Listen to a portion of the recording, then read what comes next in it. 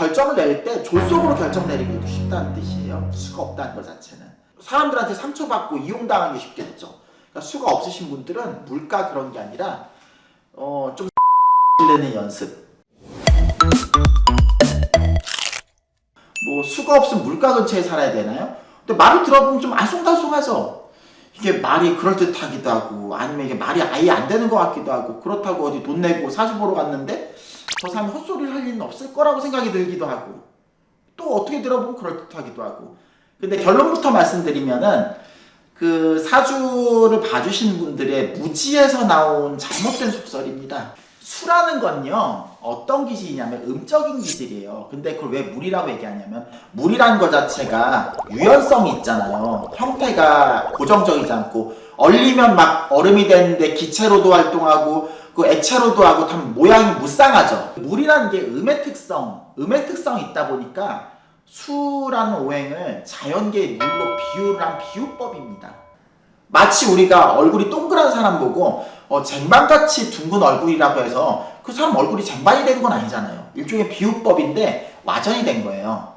그러면 수라는 게 어떤 기질인가? 기본적으로 의심을 말하는 겁니다. 의심이라고 하니까 좀 어감이 안 좋죠. 근데 우리 살면서 의심 필요하잖아요. 그러니까 필요 이상의 의심은 나쁜 건데 뭐든지 적당한 건 좋은 겁니다. 사람이 의심이 없다는 거는 보이는 것만 급급하게 판단한다는 거잖아요. 그 이면을 볼 생각이 없다는 거죠. 사주에 수가 없다는 건 그게 결여되어 있는 거예요. 예를 들어서 유튜브에 강의 파리들 많죠? 뭐 이렇게 내가 강의를 팔아서 성공을 했다. 그러면서 좋은 집, 좋은 차들을 가지고 많이 홍보를 하잖아요. 오케이, 거기까지는 좋아요. 근데 사주에 수가 하나라도 있으면 이런 걸 생각해 본다고요. 저 집이 자가일까? 월세일까? 저 차가 자차일까? 렌트일까? 꼭 자차가 아닐 수도 있잖아요. 자기 집이 아닐 수도 있고. 근데 사주에 수가 없다. 보여지는 거 고지곱대로 믿는 거예요. 그럼 상대적으로 수가 많은 사람들에 비해서 일상생활을 할 때 사기를 당하기도 쉽겠죠. 속기도 쉽겠죠. 그런 핸디캡을 가지고 있는 거예요. 수가 없다는 의미는. 수가 많으면은 필요 이상의 의심을 하고 있다는 거예요. 뻔한 사실도 망상을 돌린다는 겁니다. 음모론처럼. 수가 없다는 건 기본적으로 보이는 거에 너무 집착하지 말라는 뜻인 거예요. 그런데 보이는 거에 연연한 것까진 좋은데 그걸 전부라고 생각하지 말고 자꾸 그 이면을 바라보려고 생각을 해야 된다는 뜻이에요. 그러니까 최소한의 의심을 해보자는 거죠. 예를 들어 누가 나한테 선의를 베풀었어요. 좋은 거죠. 하지만 이 사람이 나한테 선의를 베풀 이유가 없는데 왜 저 사람이 나한테 선의를 베풀지? 이 정도는 한 번쯤 생각해 볼 수도 있는 거잖아.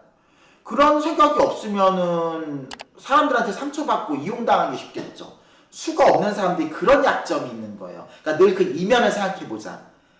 깊게는 아니더라도 그런 이면을 생각하지 못하니까 왜 그런가. 그리고 수가 없다는 거는 다른 사람에 비해서 수는 쉬어가는 거예요. 여유를 갖고 템포를 갖는 거예요. 재충천을 갖는 거고. 그러니까 어떤 결정을 내릴 때 졸속으로 결정 내리기도 쉽다는 뜻이에요. 수가 없다는 것 자체는. 그러면 저지르기 전에 한번 최소한 이걸 왜 해야 되는가 타당성을 꼭 생각해 보는 거.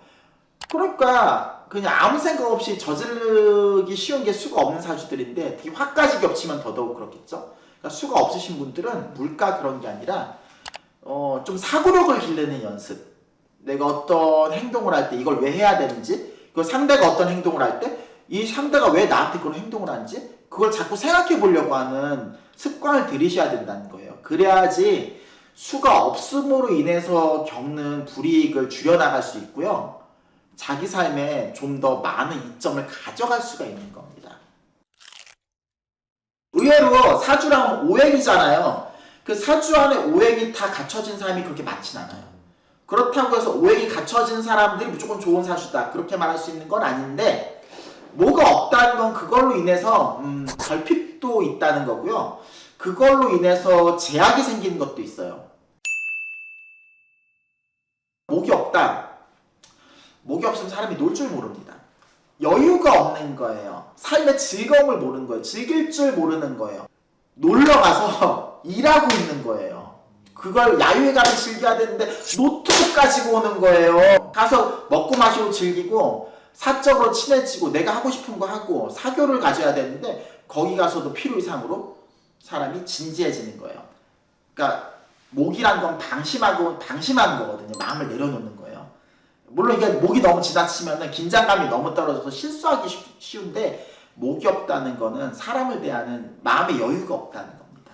그러니까 목이 없는 사람들은요, 의도적으로 자기가 좀 내려놔야 돼요. 좀 망가질 줄도 알아야 되고, 근데 쉽진 않을 거예요. 이 목이 없으면서 금까지 강하신 분들은 목이 있어야지 천진난만하고 실수에 대해서도 관대하고 사람이 목으로 용서를 하거든요. 그렇기 때문에 목이 없는 사람들은 좀 너그러움을 의도적으로 좀 갖추려고 하는, 역지사지의 마음을 갖추려고 하는, 굳이 개혁법이라면 종교를 가지고 신앙생활을 하는 것도 많이 도움이 될 것 같아요. 우리 종교단체에서 보통 사랑, 포용, 용서 이런 걸 많이 가르치니까. 사주를 떠나서 어떤 종교를 가지는 게 순기능이 있기는 한데, 특히 목이 없는 사람 용서하기가 참 어렵거든요. 누가 똑같이 잘못을 하거나 분쟁이 있을 때는 용서보다는 벌하려고 할 테니까. 그러니까 목이 너무 많아도 문제인데 목이 없는 분들은 그런 용서의 미덕을 갖추려고 자꾸 노력을 해야 될 겁니다. 혼자서 해서 될 건 아니고요. 그런 종교 철학이나 신앙생활을 가져보는 게 목이 없는 사람들한테 많은 개운법이 될 거라고 저는 생각이 들어요. 오행이라는 건 우리가 좀 태생적인 게 커요. 오행은 사주에 어떤 걸 말하냐면 그 사람이 태생적인 재능, 성품, 극복을 한다. 노력으로 좀 많이 힘든데 그 노력의 결실이 나타나는 게 운이 도와줄 때 극복을 할 수 있어요.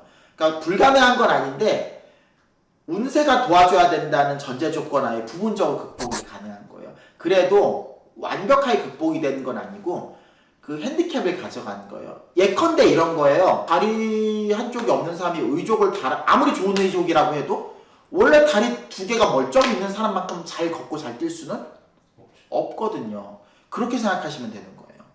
극복은 가능한데 온전하게 극복이 되는 게 아닌 겁니다. 그리고 극복이 되는 것도 그 시기가 있는 거예요. 아무 때나 되는 게 아니고.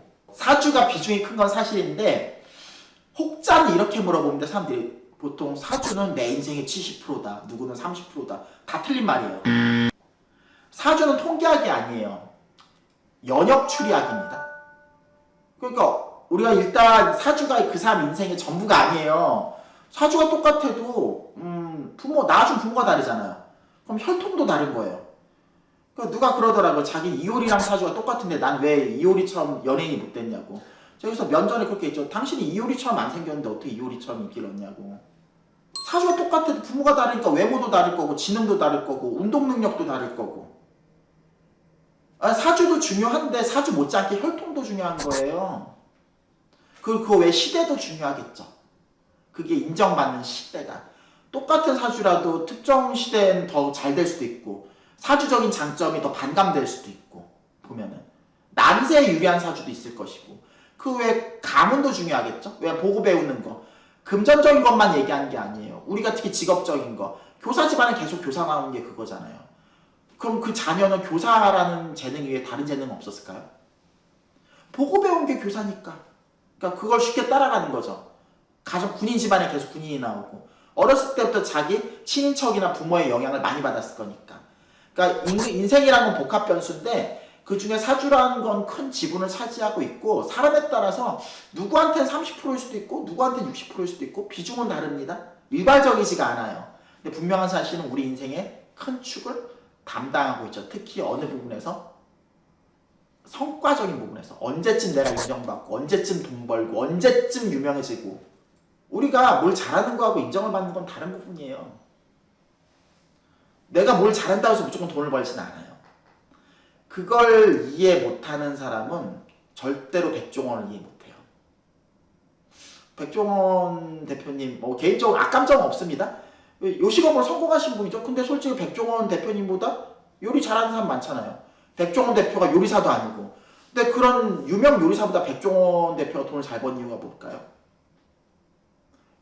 돈을 잘 번 건 요리를 잘 만든 거 위에 다른 요소도 있다는 거예요. 팔리게끔 만든다는 거니까. 그러니까 옷을 잘 만드는 거하고 옷을 잘 파는 건 다른 영역인 거예요. 아주 연관성이 없는 건 아니지만. 사주도 똑같은 거예요. 사주 외적으로 그 사람의 힘, 지능, 외모, 대표적으로 혈통적인 거죠. 부모 핏줄에서 나온 거. 그런 게 우수하더라도 사주에서 특히 운세에서 도움을 못 받으면은 자기 능력이 과소평가당하는 거예요. 내가 뭘 잘하는 거와 그걸 대중들이 인정해 주는 거는 같은 영역이 아니기 때문에. 반대로 저 사람이 나보다 재능이 좀 시원찮아도, 별로 똑똑하지 않아도, 별로 별 볼 일이 없어도 재능에 비해서 과분한 대접을 받는다. 운세가 유리하게 왔다는 겁니다. 그게 자기 복인 거죠. 그런 걸 알고 대비하고 내 인생에 그런 가이드맵을 짜기 위해서 명리를 공부하고 활용을 하는 거예요. 그리고 내가 아니라 저 사람이 나보다 유능한 사람인지, 저 사람이 날 도와줄 수 있는 사람인지, 이런 걸 파악하기 위해서 쓰인 용병술이기도 합니다. 어떠셨나요? 신기하죠? 수라는 건 여태까지 물가 그렇게만 알고 있었는데, 그건 하나의 자연적인 비유법이고요. 목도 나무라고 비유하잖아요. 그런 거 아니에요. 수가 없으면 없는 대로 그런 불편함이 있고, 수가 너무 많아도 문제인 거예요. 왜? 필요 이상으로 갖췄다는 거니까. 오늘은 수가 없는 사람들은 어떤 문제점을 겪고 어떻게 해결해야 되는지 그거에 대해서 좀 말씀을 드려봤습니다. 오늘 사주 한입은 여기까지입니다. 다음 한입이 궁금하시면 구독과 좋아요, 알림 설정 부탁드릴게요. 그럼 안녕히 계세요.